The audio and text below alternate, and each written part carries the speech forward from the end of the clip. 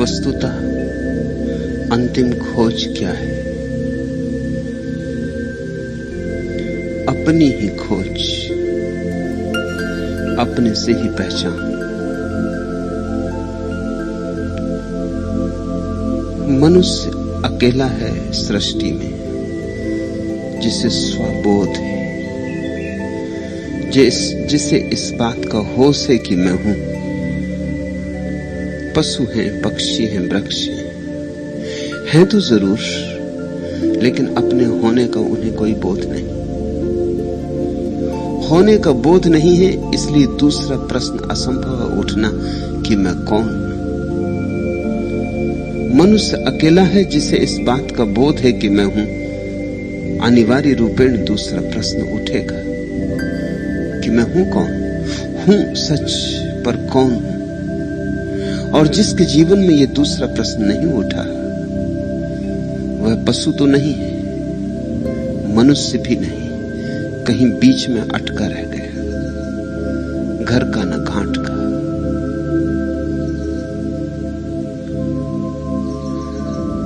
उसके जीवन में पशु की शांति भी नहीं होगी और उसके जीवन में परमात्मा की शांति भी नहीं होगी।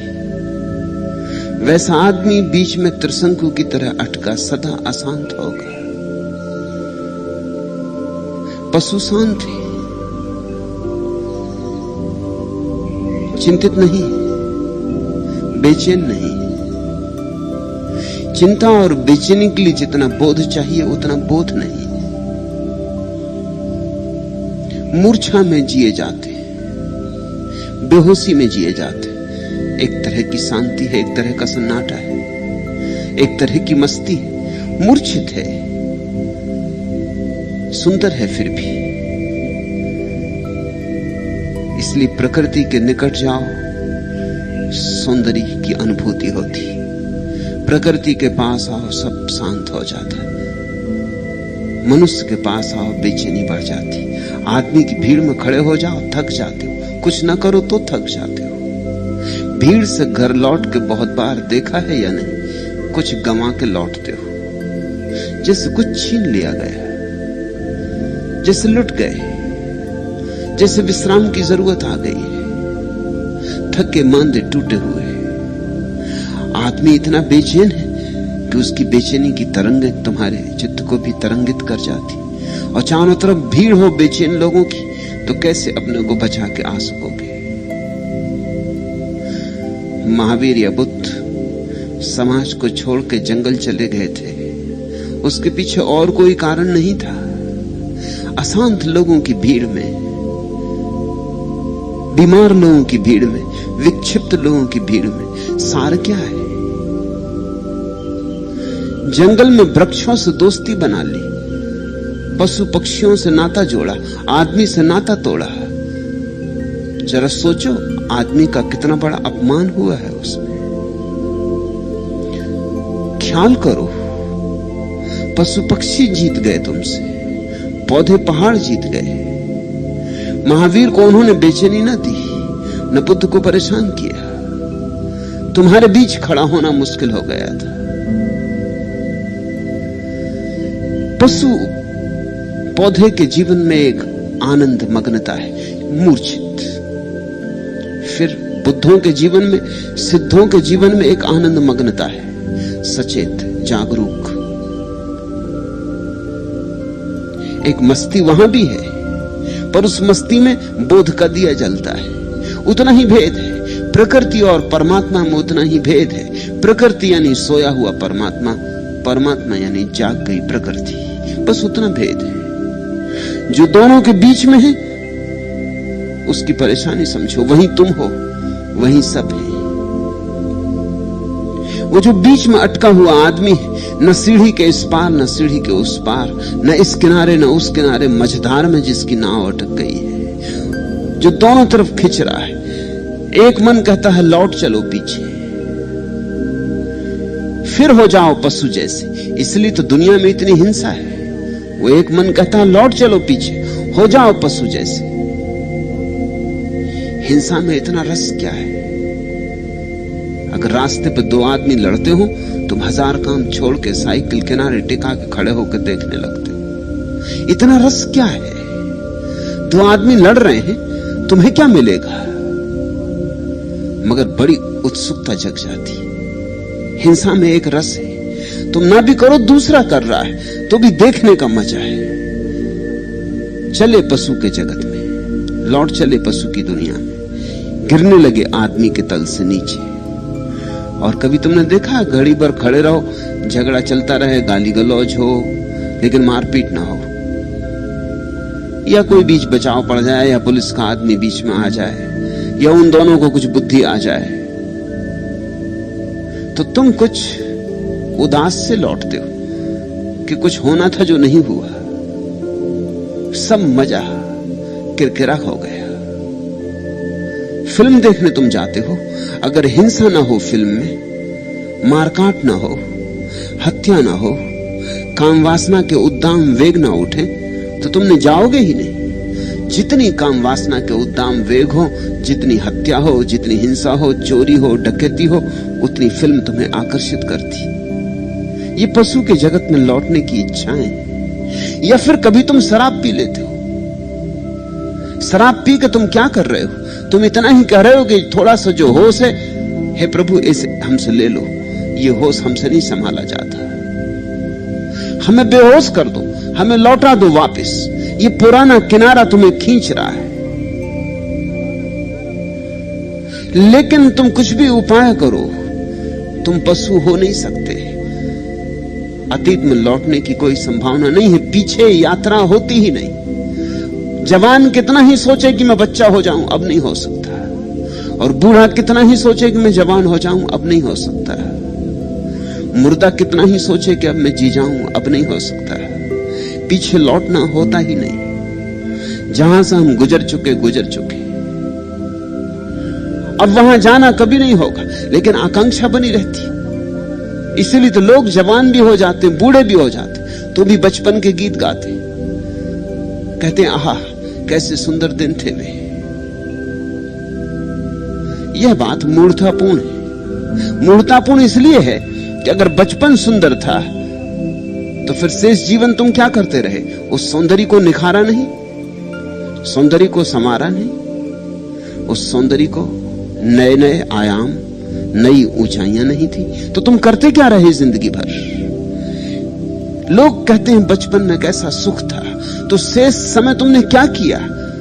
सुख की संपदा लेकर आए थे, उसको बढ़ाना था, कुछ और सुख कमाना था, उस सुख को और सूक्ष्म बनाना था। वह तो कुछ किया नहीं, उल्टे उसे गंवा बैठे। तो पीछे की आकांक्षा बनी रहती, फिर बच्चे हो जाएं, फिर वैसे ही दिन हो। इसलिए लोग अतीत का स्मरण करते रहते कि कैसे प्यारे दिन थे जो बीत गए। बीते दिन सदा प्यारे मालूम होते, सोने के मालूम होते। रामराज्य था, सतयुग था। लोग बैठ के चर्चा करते हैं बीते दिनों की। ये पीछे लौटने की आकांक्षा है। शराबी भी वही कर रहा है, जरा स्थूल ढंग से कर रहा है। वो ये कहता है कि हमसे तो नहीं होता लौटना, लेकिन शराब के सहारे लौट जाऊंगा, पी लूंगा शराब, भूल जाऊंगा आदमियत, भूल जाऊंगा आदमियत की चिंता, खोज, परेशानी, भूल जाऊंगा सारे उपद्रव, जाल, लौट जाऊंगा वापस, गिर पड़ूंगा नाली में, हो जाऊंगा पत्थर की भांति या वृक्ष की भांति या पौधों की भांति, जी लूंगा थोड़ी देर प्रकृति को, लेकिन वापस लौटना पड़ेगा। शराब थोड़ी बहुत देर के लिए बेहोश कर दे, फिर होश में आना पड़ेगा। थोड़ी बहुत देर के लिए भुलावा हो सकता है, वस्तुतः यथार्थ स्थिति नहीं बदलती, फिर वापस वही मझधार में। आदमी की असली खोज इसलिए एक ही है कि उस पार कैसे पहुंचूं। एक बात का मुझे पता है कि मैं हूं, अब मुझे दूसरी बात का पता कैसे हो जाए कि मैं कौन हूं। उस दूसरी बात के पते में ही सारे धर्मों का जन्म हुआ है, उस दूसरी खोज से ही। मैं कौन हूं का उत्तर मिल जाए तो सब मिल गया, क्योंकि उस उत्तर में ही परमात्मा का अनुभव हो जाता। तुम परमात्मा हो, तत्वमसि। तुम स्वयं ब्रह्म हो, सोए हुए, भटके हुए, भ्रांत, अपने से अपरिचित, बाहर बाहर दौड़ते रहे हो, भीतर जानने का मार्ग भूल गया, या द्वार दरवाजे इतने दिन से नहीं खोले हैं कि जंग खा गए, या चाबियां खो गई, ताले खुलते नहीं, या भीतर इतना अंधकार हो गया है क्योंकि न मालूम कितनी सदियों से तुमने दिया नहीं जलाया वहां कि अब भीतर जाने में डर लगता है। मैं कौन हूं, यह मनुष्य का एकमात्र प्रश्न है, यही उसकी एकमात्र खोज। इसी खोज से फिर आनंद के झरने बहते। यह खोज जिस दिन पूरी हो जाती है उस दिन तुम्हें वह सब मिल जाता है जो पशुओं को है, वृक्षों को है, चांतारों को है, और साथ में कुछ और मिल जाता है जो उनके पास नहीं। साथ में प्रकाश मिल जाता है, साथ में होश मिल जाता है। इसलिए इस अवस्था को हमने बुद्धत्व कहा है। बोध मिल जाता है। बुद्ध भी उसी आनंद में है जिसमें प्रकृति लवलीन है, लेकिन प्रकृति मूर्छित है, बुद्ध होश से भरे, और होश का आनंद गुणात्मक रूप से भिन्न हो जाता है। तुम्हें कोई क्लोरोफॉर्म दे दे और फिर स्ट्रेचर पे तुम्हें बगीचे में ले जाया जाए, घुमाया जाए, हवाएं आएंगी ताजी, पक्षियों के गीत भी उठेंगे, शायद दूर मूर्छा में दबे हुए कहीं कहीं कुछ स्वर सुनाई भी पड़ेंगे, टूटे फूटे। फूलों की गंध आएगी, नासापुटों को छुएगी, शायद थोड़ी सी याद भी सरकती हुई भीतर पहुंच जाएगी। हालांकि तुम बगीचे से ले जाए जा रहे हो, लेकिन यह भी कोई ले जाना हुआ। फिर तुम एक दिन होश से बगीचे में आओ, वृक्षों के साथ नाचो, पक्षियों के साथ गीत गाओ, फूलों से दोस्ती करो, नासापुट तुम्हारे सुगंध से भरे, ताजी हवा तुम्हें डुलाए, तुम मगन होकर नाचो उस बगीचे में। वे शीतल हवाएं तुम्हारे तन मन को शीतल करें। इसमें और पुरानी यात्रा में फर्क होगा या नहीं? स्ट्रेचर पर लाए गए थे, क्लोरोफॉर्म दिया हुआ था, गुजरे यहीं से थे, मगर अब जो गुजर रहे हो होश से फर्क है। इसमें उसमें कुछ भेद है। स्थान एक है लेकिन स्थिति भिन्न है। इसलिए पतंजलि ने अपने योग सूत्रों में कहा है, सुसुप्ति और समाधि में थोड़ा सा ही भेद है।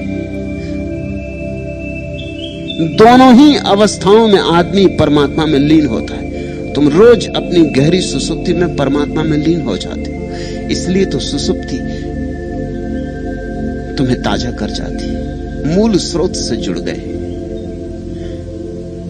एक डुबकी मार ली परमात्मा में। यद्यपि बेहोश है डुबकी, कुछ पता नहीं क्या हो रहा है, लेकिन सुबह जिस दिन रात गहरी नींद आ गई हो, स्वप्न रहित निद्रा आ गई हो, उठ के तुम कहते हो बड़ा आनंद, बड़ी ताजगी, बड़ी जीवंतता, पुनरुज्जीवित हुए जैसे। सब थकान गई, सब हारापन गया, सब दुख गया, जैसे फिर से तुम नए होकर लौट आए हो। कौन कर गया नया?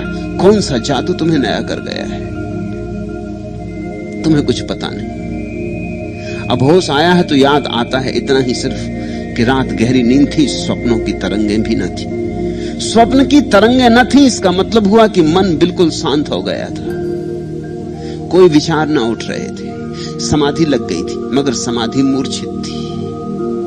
यही समाधि बुद्ध को लगी, यही मीरा को लगी, यही कबीर को, यही दादू को, यही रज्जब को, यही सुंदरदास को, मगर होश पूर्वक लगी। गए इसी अवस्था में, तरंग रहित, विचार रहित, मन रहित, इसी अमनी दशा में गए, मगर होश कायम रहा। जागे जागे रहे, देखते रहे क्या हो रहा है। विचार जा रहे हैं, देखते रहे, विचार कम होते जा रहे हैं, देखते रहे, विचार नहीं रहे, देखते रहे, विचार समाप्त हो गए, कुछ दिखाई नहीं पड़ता, मगर देखने वाला मौजूद रहा। कुछ दिखाई नहीं पड़ता, कोई विषय वस्तु मौजूद ना रही, पर्दा बिल्कुल खाली हो गया, मगर देखने वाला जागा रहा, जागा रहा, जागा रहा। आखिरी छोर तक डुबकी मारी, तलहटी तक उतर गए, गहराई से गहराई में पहुंच गए, मगर जागे रहे, देखते रहे। तब जो लौटना होता है, बुद्ध होकर लौटे। फिर गई सारी चिंता, फिर गई सारी बेचैनी, क्योंकि अब मझधार में न रहे, आदमी बीच में है। आदमी संक्रमण की अवस्था है, इसलिए आदमी में तनाव है। तनाव का मतलब ही इतना है कि आदमी हो रहा है, कुछ होने के रास्ते पर है, अभी हो नहीं गया है, यात्रा चल रही, अभी मंजिल मिल नहीं गई है। इसलिए आखिरी खोज तुम पूछते हो क्या है, प्रथम कहो चाहे आखिरी कहो, खोज एक है कि आदमी जानना चाहता है मैं कौन, मेरा स्वभाव क्या है। उसी स्वभाव को जानने से नियति का पता चल जाएगा, क्योंकि जो स्वभाव है वही नियति है। मेरा मूल स्रोत क्या है, उसे जानने से ही मेरा गंतव्य क्या है यह भी पता चल जाएगा, क्योंकि अंततः मूल स्रोत ही गंतव्य है। और जिसने जाना कि मैं कौन हूं, जिसके भीतर आत्मज्ञान का दिया जला, उसने आनंद भी जाना, सच्चिदानंद जाना। आगोश में आ कि जिंदगानी कर लूं, कुछ रोज खुशी से जिंदगानी कर लूं। एक जाम मैं तरफ पिला दे साकी, फानी है हयात जावदानी कर लूं। जिंदगी क्षणभंगुर है, अब गई तब गई, मौत आती ही चली जाती और अपना पता नहीं, इसलिए मिटने का भय भरा हुआ है। मौत पैर डगमगा रही है। क्या है खोज आदमी की? खोज है कि किस भांति अमृत को जान ले। फानी है हयात, जिंदगी क्षणभंगुर है, जाविदानी कर लूं, इसे कैसे अमर कर लूं। आगोश में आ कि जिंदगानी कर लूं, और परमात्मा तुम्हारी गोद में हो और तुम परमात्मा की गोद में हो तो ही जिंदगी मिली, अन्यथा जिंदगी बस नाम की ही थी, काम की नहीं थी। उसमें अर्थ कुछ न था, शोरगुल बहुत था। आगोश में आ कि जिंदगानी कर लूं, ये खोज है आदमी की कि अभी जो जिंदगी है कोरी कोरी, थोथी थोथी, असली नहीं। आगोश में आ कि जिंदगानी कर लूं, कुछ रोज खुशी से जिंदगानी कर लूं। एक जाम मैं तरफ पिला दे साकी। साधक भक्त परमात्मा से कहता है कि जरा सा ढाल दो मेरे कंठ में, थोड़ी सी उतार दो सत्य की शराब। एक जाम मैं तरफ पिला दे साकी, जीवन का एक प्याला मुझे पिला दो। फानी है हयात जाविदानी कर लो। ये तो जो मैंने अब तक जाना है क्षणभंगुर है, पानी का बबूला है, ये तो मिटा मिटा, इसे मैं संभाल ना सकूंगा, कोई कभी संभाल नहीं सका। मैं उसे जान लेना चाहता हूं जो अमृत है और कभी नहीं मिटता है। और उसे जानने के लिए मरने तक मत रुके रहना, जिंदगी में ही जानना है, अभी जानना है, यही जानना है। कल पर भी मत टालना, क्योंकि कल का कोई भरोसा नहीं। कल कभी आता है, कल सिर्फ भरमाता है। और लोग कल पर टाले चले जाते। एक मित्र ने प्रश्न पूछा है कि आपने मुझे बहुत झंझट में डाल दिया। मैं तो सोचता था जिंदगी के अंत में कर लेंगे याद परमात्मा की, सोचता था कि मरते समय भी अगर नाम ले लेंगे तो मुक्ति हो जाएगी। शास्त्रों में कहानियां हैं ऐसी कि किसी ने मरते समय परमात्मा का नाम ले लिया और मुक्त हो गया। अजामिल की कहानी तो तुम जानते ही हो। मरते वक्त उसने बुलाया नारायण नारायण, और नारायण को बुला नहीं रहा था, उसके बेटे का नाम नारायण था, लेकिन ऊपर के नारायण धोखे में आ गए। मर गया नारायण को बुलाते, सीधा बैकुंठ गया। किन चालबाजों ने, किन बेईमानों ने ये कहानियां गढ़ी होंगी, किन धोखेबाजों ने। और इन धोखेबाजों ने तुम्हारे मन में भी धारणा बिठा दी। तो मित्र ने पूछा है कि मैं तो सोचता था कर लेंगे याद अंत में, कर लेंगे भजन भाव अंत में, अभी क्या पड़ी है, अभी तो जिंदगी है, जी ले। आपने सब अस्त व्यस्त कर दिया। आप कहते हैं अभी या कभी नहीं। आपने मुझे बेचैन कर दिया। जरूर बेचैनी लगेगी शुरू में, क्योंकि तुम एक सपने में जी रहे थे, मगर ये बेचैन हो जाना बेहतर है। ये सपना टूट जाए तो बेहतर है। कुछ कर लो अभी तो बेहतर है। अभी बुला लो उसे अपने आगोश में, अभी तलाश लो उसकी गोद, अभी मांग लो उससे। जब तक जवान मांग सकती है, जब तक जवान लड़खड़ा नहीं गई है, जब तक हृदय धड़क रहा है, तब तक द्वार खोल लो अपने, उसे निमंत्रण दे दो। ऐसा मत सोचो कि जिंदगी भर तो कुछ करते रहोगे और मरते वक्त परमात्मा का नाम ले लोगे। मरते वक्त तुम्हारी जिंदगी भर का निचोड़ तुम्हारे कंठ में होता है। जिस आदमी ने धन खोजा है, मरते वक्त धन की ही याद होती। लोग गलत नहीं कहते कि धनी, कंजूस, कृपण मर के अपने गड़े धन पे सांप बन के बैठ जाते। इसमें जरूर सच्चाई होगी। ये बात मनोवैज्ञानिक मालूम पड़ती। जो आदमी जिंदगी भर अपने गड़ाए धन की ही रक्षा करता रहा, वो मरने के बाद तुम सोचते हो इतनी आसानी से छोड़ देगा। जिंदगी भर एक ही अभ्यास किया, 80 साल तक एक ही अभ्यास किया अपने धन पे पहरा देने का। 80 साल का अभ्यास एकदम से टूट नहीं जाएगा। 80 साल का संस्कार, कहानी में अर्थ मालूम होता है। लौट आएगा, सांप बन के बैठ जाएगा पिंडरी मार के अपने धन पर कि कोई ले ना जाए। तुमने जिंदगी भर एक काम किया, तुम सोचते हो मरते वक्त एकदम से रूपांतरित हो जाओगे। जिंदगी में बदल ना सके जब शक्ति थी, और जब सारी शक्ति जा रही होगी तब तुम बदल जाओगे। मैंने सुना है एक आदमी था एक गांव, चंपू नाई उसका नाम था। चंपी करता था, चंपू उसका नाम था। फिर आजादी आई, वो नेता हो गया। गांव भर के लोग उसकी मान्यता भी रखते थे। सबकी चंपी करता था, सबकी मालिश करता था। तो चंपू की जगह वो चंपालाल हो गए। चुनाव में जब जीत गया तो बाबू चंपालाल जी हो गए। फिर मौत भी आई। मौत आई तो बड़े बूढ़े सब इकट्ठे हुए। उसके मुंह से फंसू कर गिर रहा है।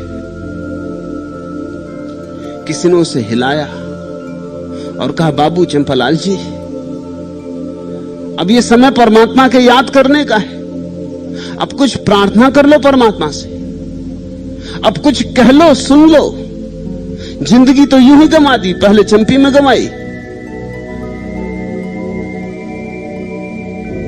फिर बाद में नेतागिरी में गंवाई। वो भी एक तरह की चंपी, उसमें भी चमचे ही काम आते। ऐसी जिंदगी चंपी में ही गंवा दी, चमचागिरी में गंवा दी। अब तो कुछ परमात्मा को याद कर लो। हिलाया किसी ने, उसने बमुश्किल आंख खोली और कहा, सुन सुन सुन, अरे बेटा सुन, इस चंपी में बड़े बड़े गुण। जिंदगी भर यही गाता रहा। तुम सोचते हो मरते वक्त हरिनाम निकलेगा? जिंदगी भर का अभ्यास एकदम नहीं चला जा सकता। जब उसने कहा था सुन सुन सुन, तो लोगों ने सोचा शायद भगवान से कह रहा है।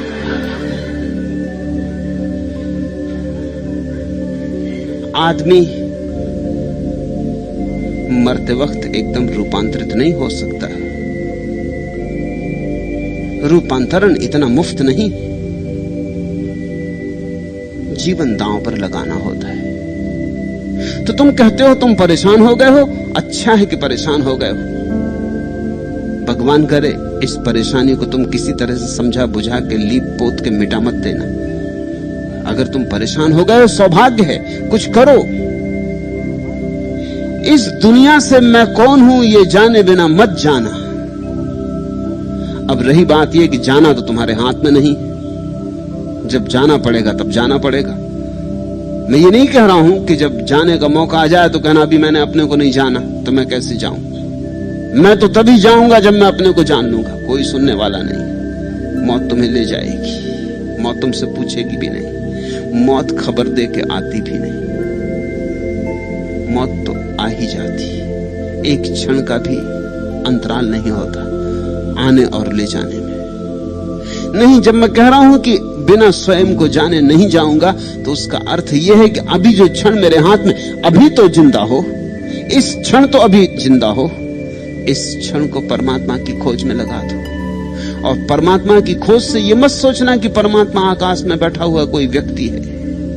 परमात्मा तुम्हारे ही भीतर छिपी हुई तुम्हारी परम अवस्था है। आत्मा की परम अवस्था का नाम परमात्मा है।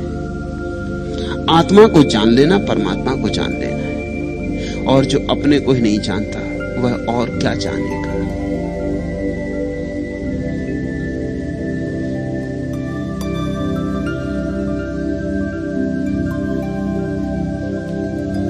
मुझे दे दे रसीले ओंठ, मासूमाना पेशानी, हंसी आंखें, कि मैं एक बार फिर रंगीनियों में गर्क हो जाऊं। मेरी हस्ती को तेरी एक नजर आगोश में ले ले, हमेशा के लिए इस दाम में महफूज हो जाऊं। जी आए हुस्न से जुल्मात दुनिया में न फिराऊं। गुजस्ता हसरतों के दाग मेरे दिल में धुल जाएं। मैं आने वाले गम की फिक्र से आजाद हो जाऊं। मेरे माजी व मुस्तकबिल सरासर महव हो जाएं। मुझे वो एक नजर, एक जाबदानी सी नजर दे दे, एक अमृत की दृष्टि। मांग लो उसे, वह तुम्हारी, तुम्हारा हक, तुम्हारा अधिकार। न मांगो तो नहीं मिलेगी, मांगो तो मिली ही है। न खोजो तो नहीं मिलेगी, खोजो तो तुम्हारे पास ही है। जितनी त्वरा से खोजोगे उतने पास पाओगे। अगर परिपूर्ण त्वरा से खोजो तो इसी क्षण मिल सकती। आत्मा दूर थोड़ी है, कहीं जाना थोड़ी, किन्हीं पहाड़ों की यात्रा थोड़ी करनी, थोड़ी आंख बंद करनी, थोड़े विराम में उतर जाना, थोड़ी विश्रांति में शरण लेनी, थोड़ी चुप्पी साधनी और सारी चिंताओं के जाल से अपने को हटाकर भीतर देखना है। मेरे माजी व मुस्तकबिल सरासर महव हो जाएं। कहो परमात्मा से कि मेरा अतीत और मेरा भविष्य, ये दोनों छीन लो मुझसे, इन्हें डुबा दो। है ही क्या तुम्हारा मन और अतीत की स्मृतियां, भविष्य की कल्पनाएं, इसके अतिरिक्त तुम्हारे मन की संपदा क्या है? ना तो स्मृतियों में कोई जीवन है, अब जा चुका, और कल्पनाएं अभी हुई नहीं है। दोनों ना कुछ, इसी कचरे में डूबे बैठे हो। मेरे माजी व मुस्तकबिल सरासर महव हो जाएं। मुझे वो एक नजर, एक जावदानी सी नजर दे दे। बस एक नजर चाहिए, एक दृष्टि चाहिए, एक आंख चाहिए जो अमृत को पहचान ले। यहां दोनों हैं, यहां मृत्यु भी है, यहां अमृत भी है। मृत्यु परिधि पर है, तुम्हारी देह में मृत्यु है, तुम में अमृत है। घड़ा मृत्यु का बना है, पात्र मृत्यु का बना है, क्योंकि मिट्टी का बना है, मिट्टी यानी मृत्यु। लेकिन मर्त्य में अमृत भरा है। नजर के बदलने की बात है। घड़े को ही देखते रहे तो मरते ही रहोगे। घड़े में जो भरा है अगर उसे देख लिया, मृत्यु समाप्त हो गई। और जहां मृत्यु समाप्त होती, वहीं जानना कि ज्ञान का अवतरण हुआ। वहीं जानना कि जाना मैं कौन। अमृतस्य पुत्रा, तुम अमृत के पुत्र हो। तुम्हारे भीतर परमात्मा बह रहा है प्रतिपल।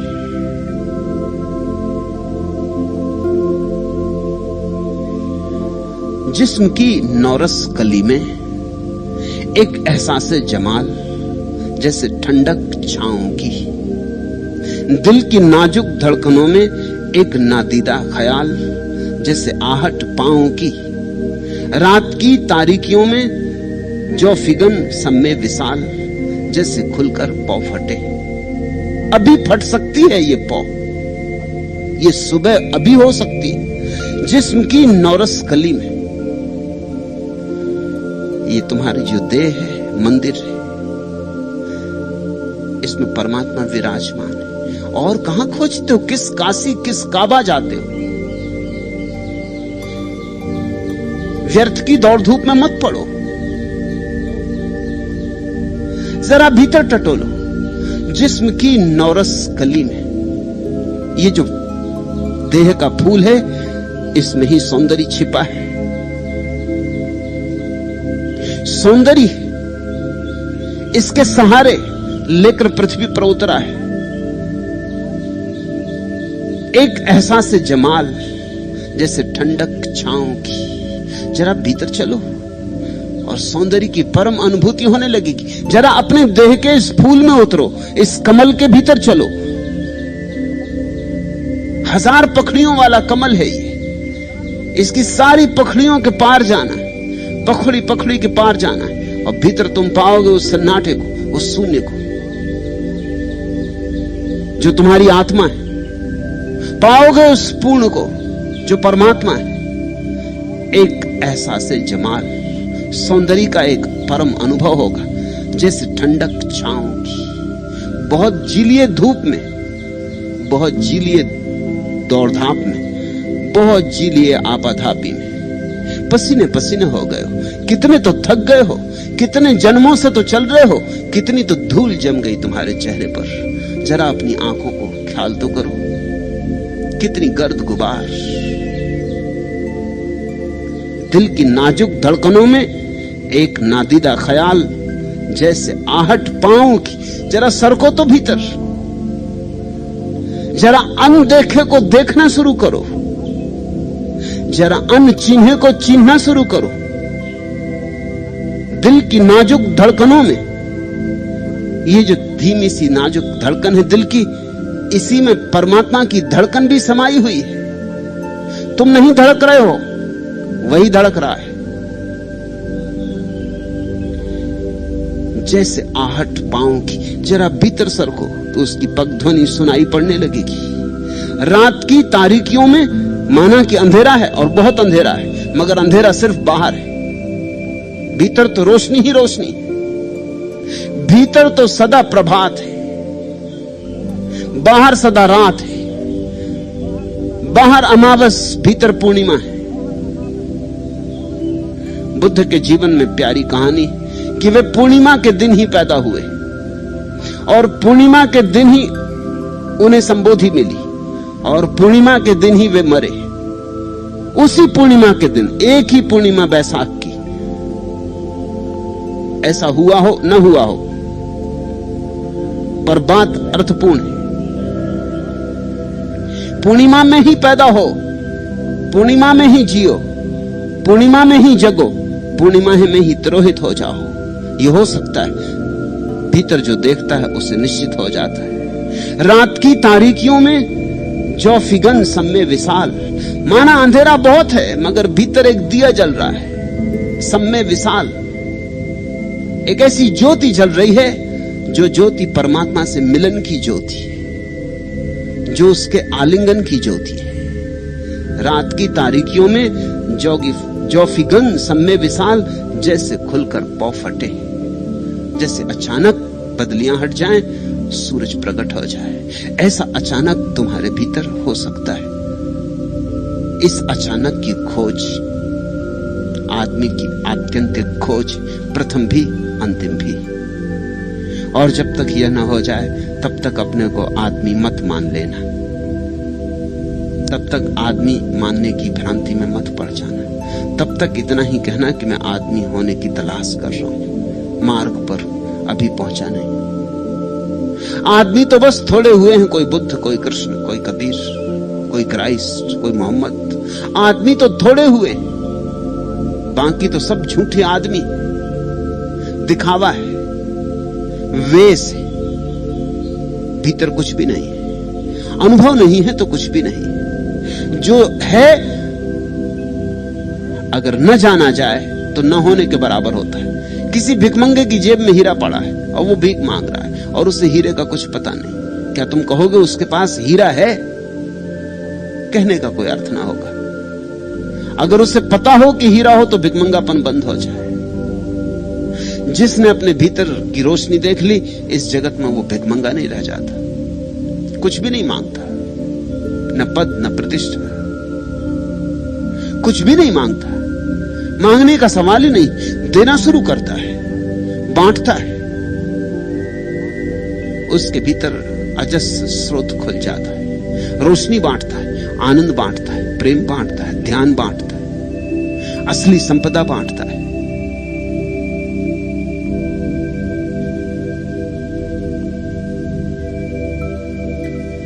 दूसरा प्रश्न, कल प्रवचन के पहले आपके प्रणाम के स्वीकार होते ही रोआ रोआ कंपन से भर गया, आंखें आंसू बहाती रही।